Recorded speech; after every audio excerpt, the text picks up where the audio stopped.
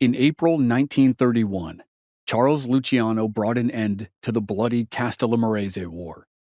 After a year of violence and bloodshed, Luciano switched sides and organized the death of his boss, Joe Mazzaria.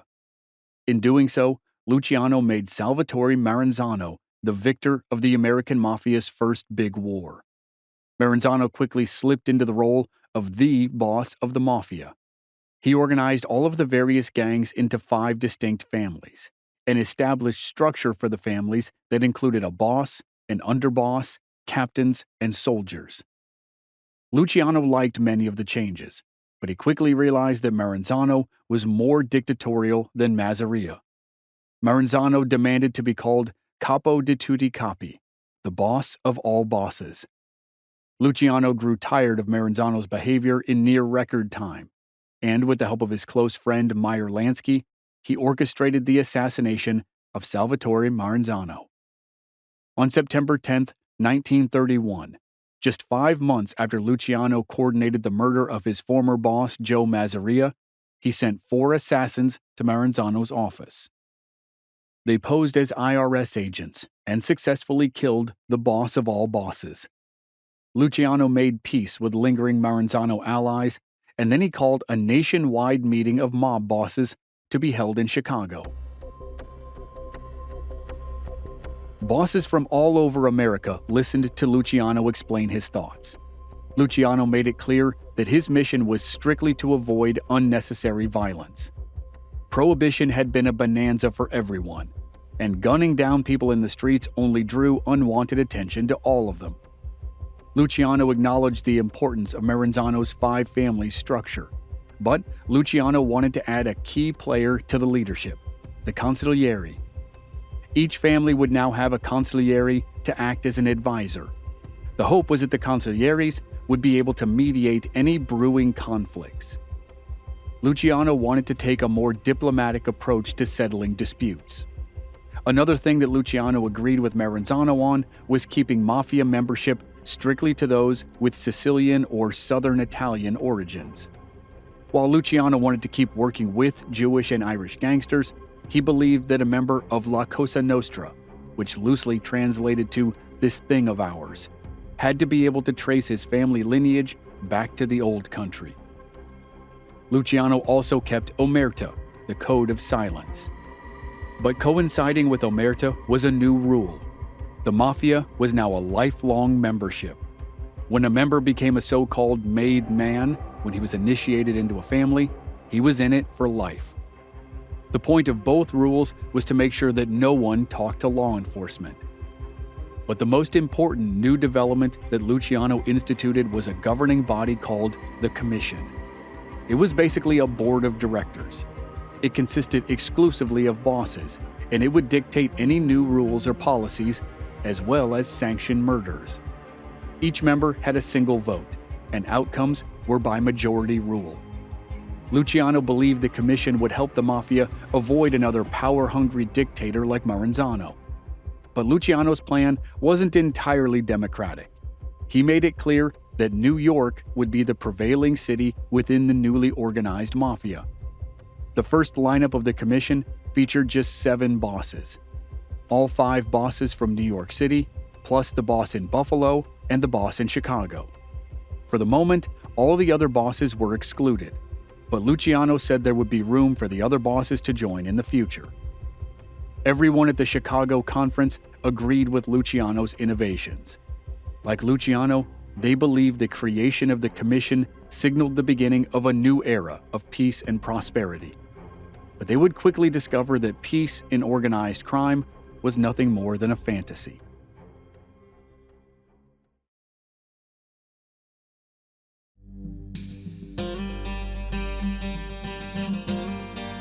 From Black Barrel Media, this is Infamous America. I'm your host, Chris Wimmer, and this season we're telling the story of Charles Lucky Luciano. He was a notorious bootlegger, a gunman, a key player in a mob war, and the father of the American Mafia. This is episode 4, The Commission.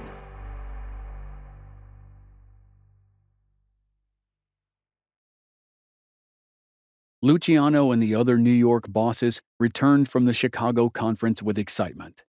For too long, it seemed like achieving normalcy within the mafia was never going to happen. On the surface, Luciano appeared to have solved the problem. Now, everyone could have their territory and rackets and get on with making money.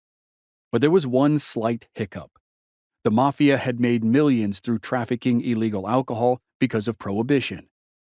By the start of 1932, it became clear that that source of income was going to come to an end. Prohibition had become wildly unpopular with the public, and it had achieved none of its goals. Luciano and the others knew it was only a matter of time before prohibition was repealed. Luciano was at least a step ahead of everyone by entering narcotics trafficking early. Still, he and the others decided it would be wise to begin increasing their presence in the old rackets, like gambling, labor unions, and cargo robberies, as well as to add new rackets to their portfolios.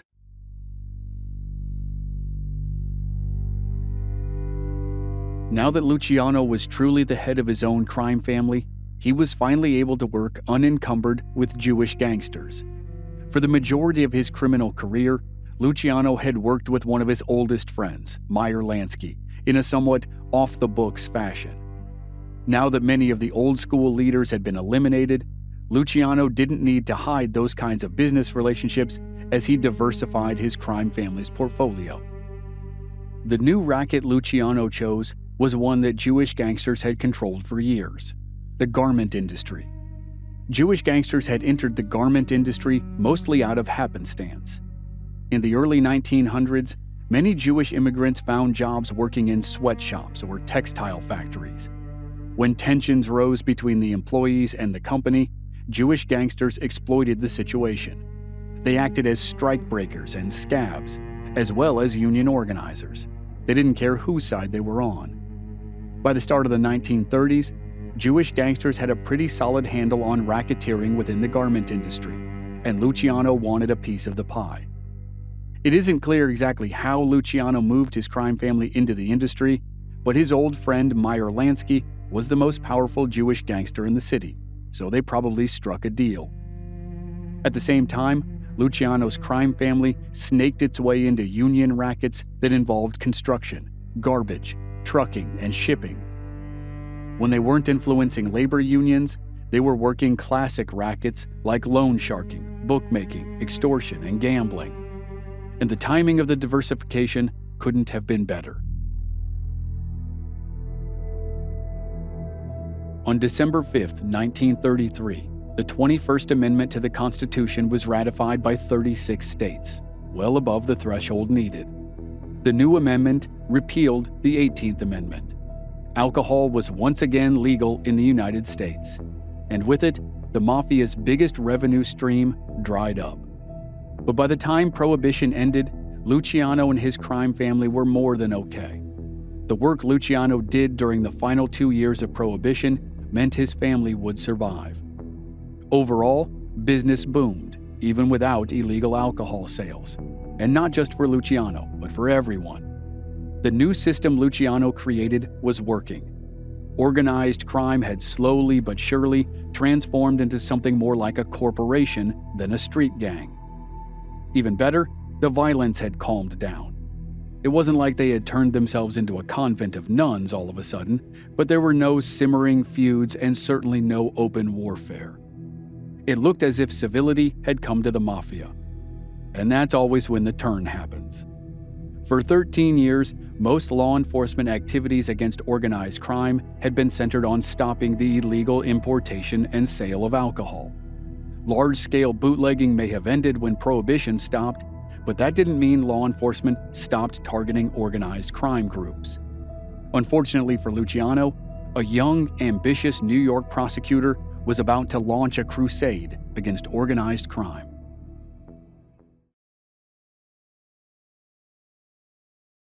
Charles Luciano was no stranger to run-ins with the law.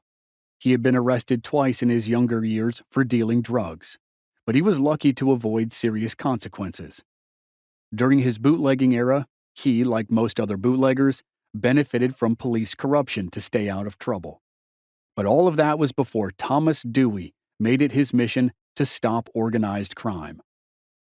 Thomas Dewey was a young lawyer who was stuck in a rut. For most of his early career, Dewey's law experience centered around civil cases pertaining to estates or businesses. Nothing exciting and nothing that could lead to climbing the ladder.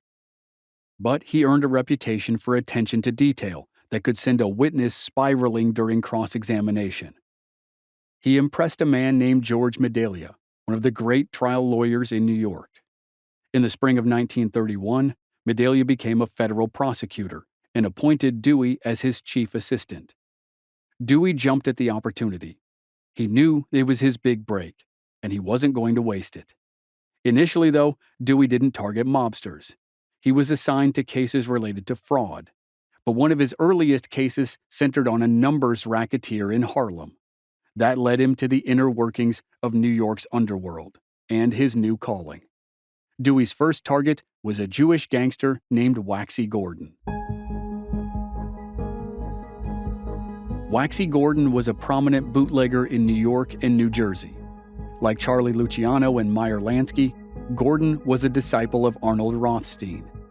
Throughout the 1920s, Gordon brought whiskey into the U.S. from Canada, and he also controlled Rothstein's breweries and distilleries. When Rothstein died in 1928, he left a gigantic void in his operation. Gangsters like Gordon and Lansky started picking up the pieces. Initially, they were all able to work in relative peace.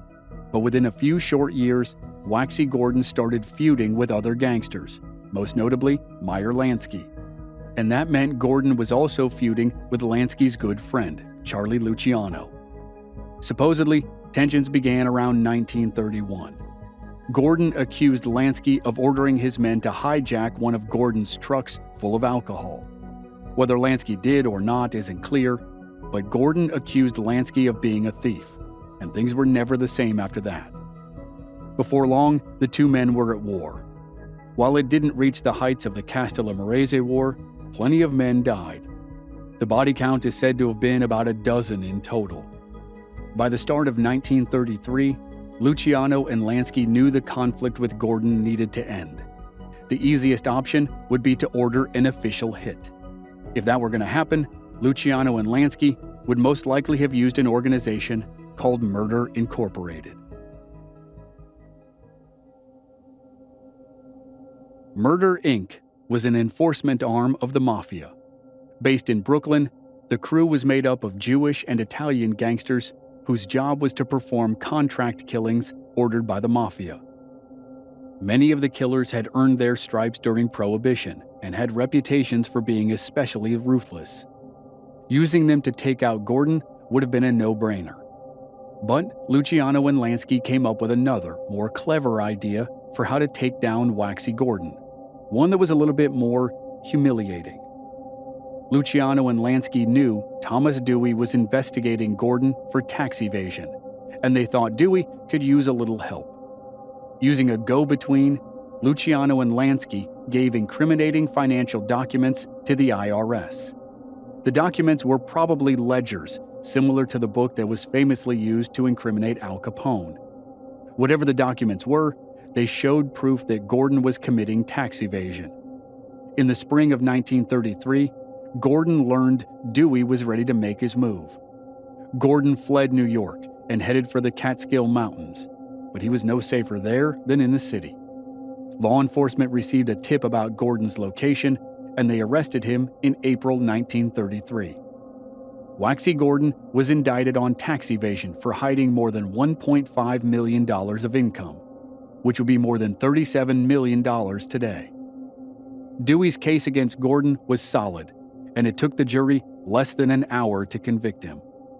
Gordon was sentenced to 10 years in prison and was fined $80,000. It was a big win for a young prosecutor with big ambition. More than likely, Dewey knew Luciano and Lansky provided the IRS with information, but that didn't mean Dewey was going to spare them. He now had a taste for going after gangsters, and he was like a shark with blood in the water. But Lucky Luciano still wasn't Dewey's top target. That honor belonged to an infamous gangster who used the name Dutch Schultz.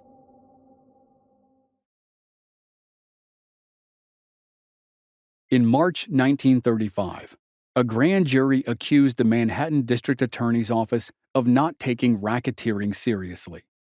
In response, the governor of New York appointed Thomas Dewey as special prosecutor to solely go after organized crime. Dewey now had real power, and he wanted to bring down a gangster whom he'd tangled with for years, Dutch Schultz. Schultz was a Jewish gangster whose real name was Arthur Flegenheimer. During Prohibition, Schultz's bootlegging territory was concentrated in the Bronx and Harlem. His empire was big. By the end of Prohibition, his only real competition was the 5 families of the Italian Mafia. After Prohibition, Schultz turned his focus to labor racketeering and restaurant extortion. He also took over the numbers racket in Harlem. Numbers is basically an illegal daily lottery. Through various rackets, Schultz was making a lot of money, but he wasn't paying taxes on any of it. Prosecutor Thomas Dewey took notice and decided to go after Dutch Schultz. Lucky Luciano and Dutch Schultz rarely interacted, but the growing conflict between Dewey and Schultz would become the first major crisis for Luciano and the Commission. 1935 wasn't the first time Dewey went after Dutch Schultz. Coinciding with Dewey's case against Waxy Gordon, he had a case ready to go against Dutch Schultz. But Schultz heard he was going to be arrested and he skipped town. For months, Schultz hid in Albany, New York. Then in November 1934, Schultz decided to surrender. Presumably, he got tired of hiding and wanted to get back to business as quickly as possible. Whatever the reason, he had one condition for his surrender. His trial had to take place in upstate New York. Dutch Schultz went to trial in the small town of Malone, New York, which is about as upstate as you can get. It's less than 10 miles from the Canadian border. Schultz actually went to trial twice in the spring of 1935. The first resulted in a hung jury, and the second resulted in an acquittal. During at least one of the trials, Schultz allegedly bribed the jury by giving the entire community lavish gifts. However he did it, Dutch Schultz beat the system and went back to his criminal ways. In New York City, Thomas Dewey refused to give up on his prey. If he couldn't get Schultz on tax evasion like he had with Waxy Gordon, then he would look for other ways.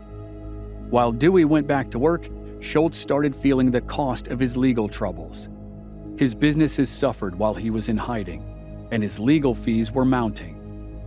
Throughout 1935, Schultz grew increasingly angry and unhinged. He cursed Thomas Dewey for interfering with his business and his wallet. By the fall, Schultz wanted blood, and he knew Charlie Luciano was the only person who could give it to him. Schultz cozied up to Luciano and hoped to show that he was equal to the Sicilians. Schultz converted to Catholicism because he believed religion would help sway Luciano to his upcoming request. After weeks of ingratiating himself to the Sicilians, Schultz asked for a formal meeting with Luciano and other senior members of the Mafia.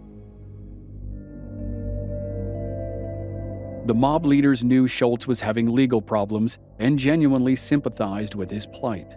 So they agreed to hear what Schultz had to say. Schultz made it simple. He said Thomas Dewey needed to die. A quick and easy assassination was the only outcome that could solve his problem. And Schultz argued that Dewey wasn't just a menace for himself. Dewey would eventually go after everyone in the room. Luciano immediately voted against the request. He argued that a sanctioned hit on a federal prosecutor wouldn't solve the problem. In fact, the opposite would happen. It would bring the full force of the U.S. government down on all of them. Luciano said assassination was a foolish, short-sighted idea, and he wasn't alone in his belief. All of the other mafia bosses voted against a sanctioned hit on Thomas Dewey, and they ordered Schultz to drop it. But Schultz wouldn't. He had a bloodlust, and the only way to satisfy it was to eliminate Thomas Dewey.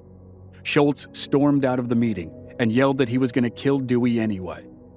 Everyone knew Schultz was a hothead, but they likely assumed he would eventually calm down and abide by the ruling. Instead, Dutch Schultz made the last mistake of his life.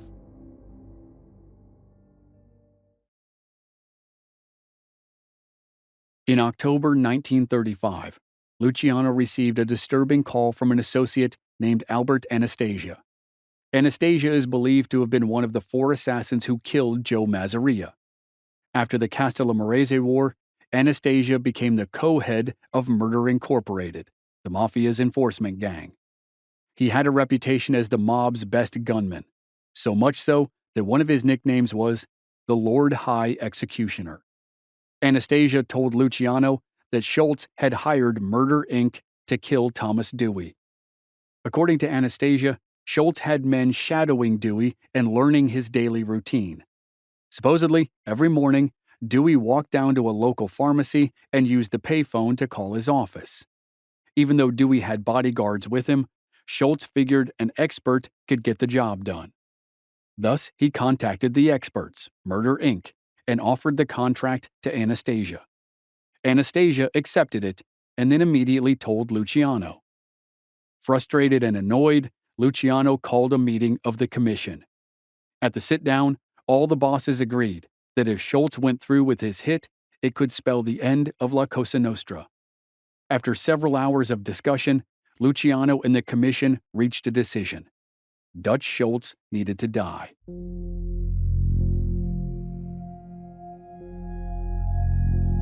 The commission contacted Murder Inc. and gave the contract to co-leader Louis Lepke Buckhalter. From there, Lepke Buckhalter handpicked 2 assassins he knew would do the job right. This was the first real test for the commission and Murder Inc. Nothing could go wrong. With that in mind, Lepke chose Charles the Bug Workman and Mendy Weiss. Workman and Weiss realized there was really only one place to kill Dutch Schultz, a restaurant in Newark, New Jersey called the Palace Chop House. Since coming out of hiding in upstate New York, Schultz had been living in Newark, just across the Hudson River from Manhattan. Knowing that his profile was up, Schultz rarely made public appearances. When he did, it was always at the Palace Chop House where he conducted business in the restaurant's private back room. On October 23, 1935, word reached Murder Inc. that Schultz intended to have Thomas Dewey killed in the next 36 hours. That was all Workman and Weiss needed to hear. It was go time. Around 10 p.m. that night, Workman and Weiss left Manhattan. The New Jersey crime family gave them a driver who was known only as Piggy. In Newark, Workman, Weiss, and Piggy weaved through the high-rises of downtown and pulled up to the Palace Chop House. Workman and Weiss got out of the car and walked toward the front door. Weiss stayed at the door and kept watch, while Workman entered the restaurant. The Chop House wasn't busy, but it still had plenty of dining patrons. Workman strolled along the bar and headed toward the back room. Before entering, he checked the men's restroom in order to avoid an ambush. In the restroom, he saw the back of a man who was hunched over the sink washing his hands. Workman thought the man looked familiar and figured it was one of Schultz's bodyguards. And Workman started the killing. Workman raised his pistol and fired. He shot the man multiple times, then quickly exited the restroom and entered the back room. Inside, Workman found 3 men. One was Otto Berman, Schultz's accountant.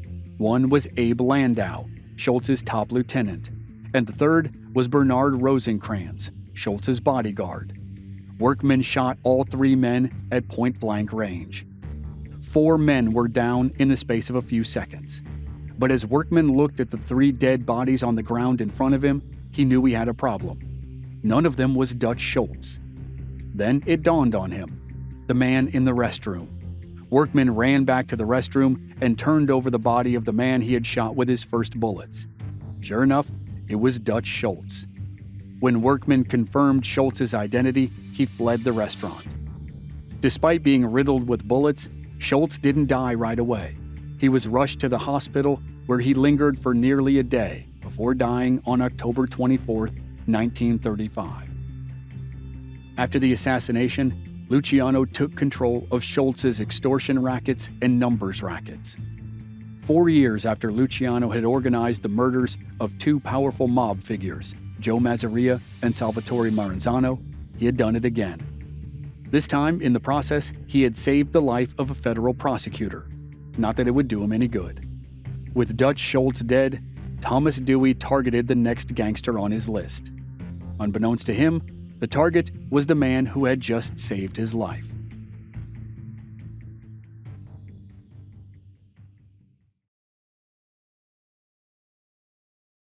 Luciano didn't lose any sleep over orchestrating the hit on Dutch Schultz. It had to be done.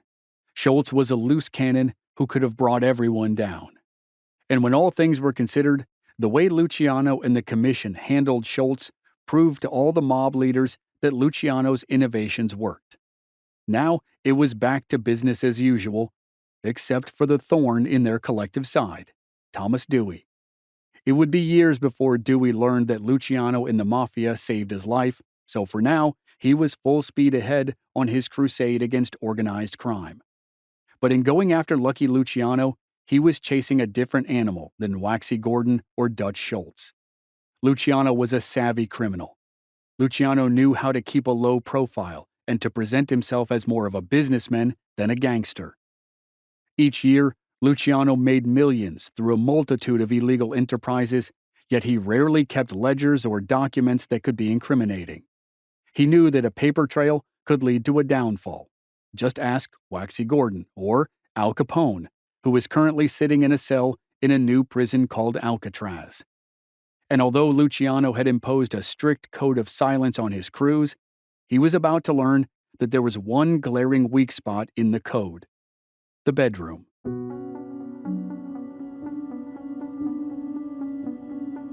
At some point in the early 1930s, Luciano steered his crime family into prostitution. Though he allegedly despised the practice, the reality was sex work was a profitable industry, even if it was scandalous and dangerous. Exactly how dangerous would soon become apparent. Eunice Carter, one of the first female African-American lawyers in New York, worked in Thomas Dewey's office.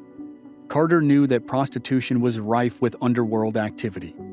Despite Dewey's vehemence to take down the mob, he was surprisingly limited in his focus. He was only interested in classic gangster enterprises like extortion rackets, numbers rackets, and so on. Eunice Carter urged Dewey to look into vice rackets like prostitution, and Dewey begrudgingly agreed. They quickly discovered direct ties between the Mafia and prostitution. A lot of the links came from phone taps in brothels. At that time, the federal government was not legally allowed to tap phones, but state governments were. The state of New York was tapping phones for investigations, especially in brothels in Manhattan and Brooklyn. Dewey and his team poured through wiretap transcripts and listened to recordings that dated back years. By 1933, it seemed as though the Luciano crime family oversaw nearly all of the prostitution business in New York. But the really exciting part for Dewey was that he heard gangsters specifically name Luciano over the phone. At the end of January or beginning of February 1936, Dewey ordered a city-wide raid on brothels. The police arrested hundreds of prostitutes, madams, and other workers. During interrogations, Dewey's agents threatened long prison sentences unless the workers talked. Many did, and most confessed connections to Luciano's close associates, and a precious few were able to connect the businesses directly to Luciano himself. Of course, it didn't take long for Luciano to learn about the raids. All of a sudden, he was now in Thomas Dewey's direct line of fire, and it appeared as if Dewey would arrest Luciano at any second. Luciano needed to do something about Dewey. But first, he needed to keep himself safe and to get the hell out of Dodge.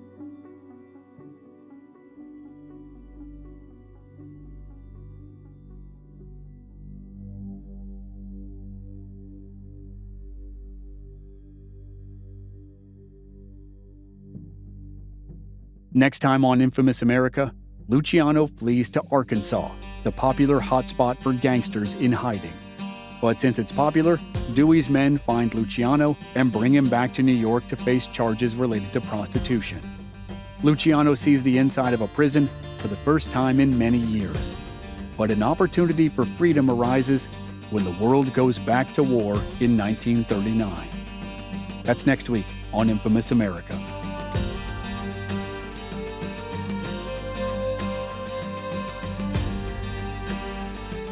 Members of our Black Barrel Plus program don't have to wait week to week for new episodes. They receive the entire season to binge all at once with no commercials, and they also receive exclusive bonus episodes. Sign up now through the link in the show notes or on our website, blackbarrelmedia.com. Memberships are just $5 per month. This series was researched, written, and produced by Joe Guerra. Original music by Rob Valier. Early research and writing by Michael Byrne. I'm Chris Wimmer. Thanks for listening.